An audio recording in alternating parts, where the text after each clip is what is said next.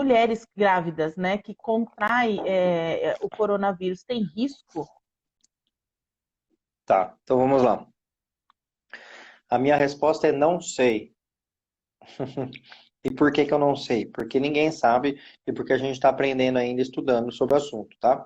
Então, se vocês pegarem uma live minha feita há um mês atrás, um mês e meio talvez, com o infectologista, o Taylor Endrigo, que é meu amigo, a gente falou bastante disso. Naquela ocasião, a gente foi bem enfático em dizer que não tinha nenhum trabalho científico comprovando riscos para gestantes, comprovando risco para relacionados à transmissão vertical, ou seja, o gestante não mudava nada. Isso eu falei, né? Se vocês pegarem os vídeos, vocês vão ver lá atrás que eu falei isso. Mas as coisas vão mudando, os trabalhos científicos vão saindo conforme as coisas vão caminhando, né? E aí tem coisas que vão mudando, e aí, como diria o Raul Seixas, agora eu vou lhes dizer o oposto do que eu disse antes, né? E aí a gente tem que se atualizar e estar por dentro das informações mais atuais, tá? O que a gente sabe hoje em relação a riscos para gestantes é que tanto a Organização Mundial de Saúde quanto o Ministério da Saúde do Brasil colocaram as gestantes no grupo de risco para coronavírus. Então, qual que era o grupo de risco anterior? Era escalonado por idade apenas, né? E aí, quanto mais comorbidades, mais aumentaria o risco dessa pessoa. Então, sendo que a idade sempre era o que prevalecia. Agora a gente já sabe que isso continua, a idade prevalece, sim, a comorbidade também, né, sendo as principais delas relacionadas a efeitos cardiovasculares, né, eventos cardiovasculares, principalmente hipertensão, cardiopatias, né, e mais a gestação entrou dentro de uma causa de comorbidade, na verdade, né, então a gestação ela entra como uma comorbidade. Só que aí a gente precisa separar bem o joio do trigo, não é que toda gestante, tá? Isso que é importante as pessoas saberem. Porque o que acontece? A gestação, por si só, ela confere uma imunidade um pouco menor à gestante, porque a imunidade da gestante ela baixa para que não haja uma rejeição da placenta e não haja uma rejeição do bebê. Então, é comum a gente saber isso, há muitas décadas que se sabe que as gestantes elas têm mais propensão a pegar algumas infecções, né? Então tem mais chance. A mesma mulher, por exemplo, não estando grávida, estando grávida, quando ela está grávida, tem mais chance de pegar infecção de urina, tem mais chance de ter candidíase. Tem mulher que fala, nunca na vida eu tive candidíase, justo na gravidez. É que a gravidez diminui a resistência, né? E assim por diante. Por isso que sempre foi recomendado, sempre não, vai, mas de muitos anos para cá foi recomendado vacina de gripe para grávida, vacina de H1N1, que era justamente para evitar pegar H1N1 quando teve o surto, né, em 2008, 9, 10, não lembro que ano foi exatamente, mas que muitas grávidas tiveram consequências graves da H1N1, então entrou na lista e toma vacina de H1N1 e tudo mais, né? E o que a gente sabe hoje, então, do coronavírus é assim, a grávida, ela tem uma... não é uma maior chance de pegar, porque o coronavírus, ele é ele é muito virulento, ele infecta muito, então a grávida não tem uma chance a mais de pegar, porque todo mundo tem muita chance de pegar, né? Então, ele não entra na chance maior de pegar.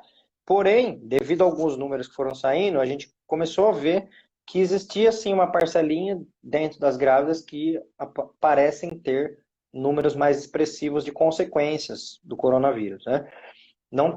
Eu não vou ter um número exato para te falar agora, até porque os números eles vão saindo, mas até poucos, sei lá, uma semana atrás, tinha 9 casos de óbitos de puérperas, né? Nenhuma delas foi gestante. Que eu saiba, não teve nenhum caso ainda de morte em gestante. A mulher está grávida e morreu de coronavírus. Que eu saiba, não teve nenhum caso assim. Mas já teve caso, por exemplo, de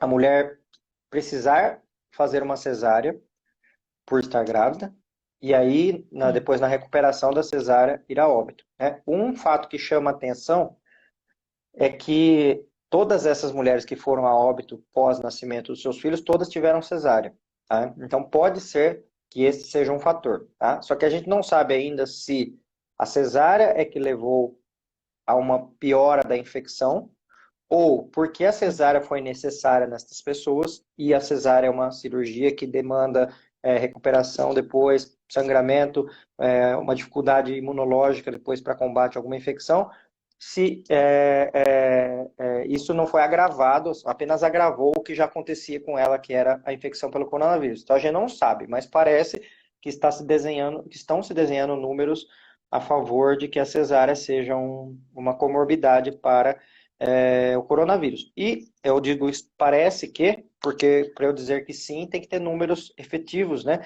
Tem que ter Sim, trabalhos científicos com números efetivos. Mas daí eu posso dizer a minha opinião, que isso eu sempre pensei em relação a qualquer infecção, porque uma pessoa que tenha uma infecção e que ela passe por uma cirurgia, ela tem maior chance de morte depois dessa infecção, porque o corpo dela tem mais dificuldade de combater, porque ele não tem que combater só a infecção, mas tem que combater a injúria que a cirurgia causou no seu organismo. Então, esses números parecem estar caminhando para esse sentido, que é a minha opinião, que vai fechar com isso logo mais em relação à separação de risco. Então, como que a gente separaria os riscos na gravidez? A gente colocaria que as gestantes de alto risco, que são as que têm problemas vasculares, no caso das hipertensas, tá? As diabéticas, elas vão entrar também de tabela nesse grupo aí de alto uhum, risco para coronavírus, tá? Mas não parece que os sim, números estão mostrando algum problema maior com diabetes gestacional. Mas a hipertensão, pré-eclâmpsia, eclâmpsia e síndrome HELP, que são os eventos hipertensivos da gravidez, sim, parecem ser parecem estar enquadrados em grupo de risco, assim como as mulheres que têm os seus filhos por cesárea. Lembrando que ah, uma questão bem importante da cesárea e coronavírus, né? Porque isso tem se falado, é indicação de cesárea? E a resposta é óbvio que não, é, não é indicação de cesárea, sim, mas tem casos onde a mulher ela tem uma insuficiência respiratória tão grande, tão importante, que a cesárea pode ser salvadora para ela. Mas lembrando que é o seguinte, se ela pegou coronavírus e ela está internada, primeiro ela vai ser internada, estabilizada, se precisar ser entubada, vai ser entubada. Aí depois disso é que vai ser visto se é possível induzir um parto, inclusive, se ela tem condições de indução de parto, que seria melhor para ela, ou se não tem como induzir o parto, e daí sim só a última alternativa possível uma cesárea, sabendo que aumenta o risco de ela morrer também. A gente está tentando salvar sim. ela do coronavírus, mas pode ser que ela tenha uma consequência pior da cesárea. Então, é importante deixar isso claro, que não é que vai ter coronavírus fazer cesárea, mas sim num caso muito grave de insuficiência respiratória. No dia que eu descobri